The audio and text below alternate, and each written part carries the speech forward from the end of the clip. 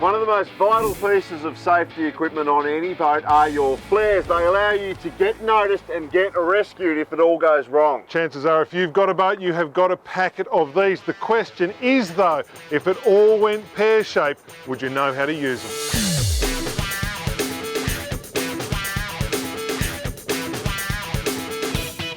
Out of sight and out of mind is how a lot of boat owners feel about flares. They're usually stowed away and only come out when the expiry date is up. But in an emergency situation, flares are vital, so it's worthwhile understanding exactly how they work. It's like any sort of safety equipment. Get your flares out of the container they're in, go through step by step how they actually work with the instructions, and do it with your normal crew, your family or children. It's really important that everybody else on that boat knows how they work. The number and type of flares required depends on where a vessel is operating, but there are three common types.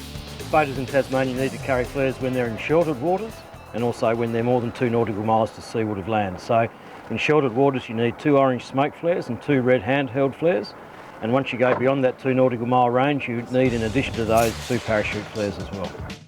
It's important to remember that flares have an expiry date, usually 3 years after the date of manufacture, and mast often has collection days where old flares can be disposed of safely.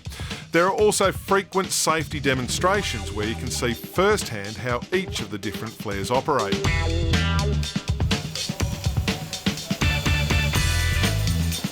All right, these are the 2 first basic flares, Nick, that every vessel should have in sheltered waters. Yep. One is an orange hand smoke, the other is a red hand flare. That's exactly right, Andrew, and they also have on the cap, which is an interesting feature, the red has a cross, the orange has a 0, and that's so you can distinguish which one is which in the dark.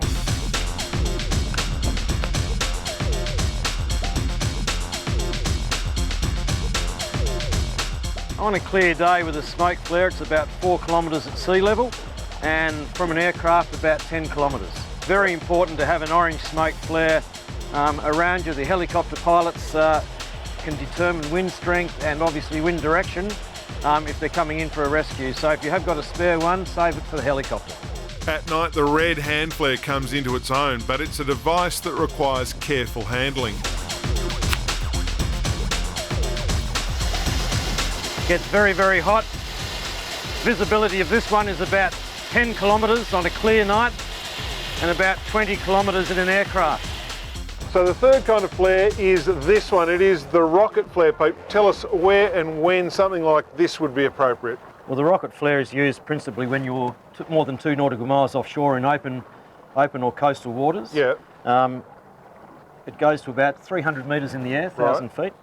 And is visible up to about 20 to 30 kilometres away on a clear night. And this needs to be handled fairly carefully. You don't want this going off in the wrong direction. You don't want it going off in the wrong direction, and there is a way to do it. Again, you've got to read the instructions, but with one of these, again, the wind at your back, and you hold it out on an angle about like that. Yep. It'll find its own direction from there.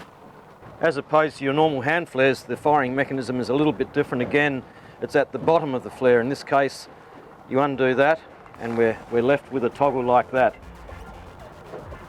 You then brace yourself in the boat, your toggle's hanging down like that, you brace yourself and you fire the flare off at an angle like that. So it's a matter of pulling it and firing it.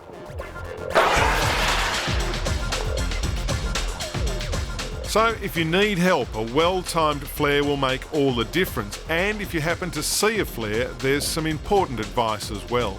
Tip is, and we ask it all the time, what should you do if you see a flare? Everybody says ring 000 or get onto channel 16. The first thing to do is to get a transit of that particular flare.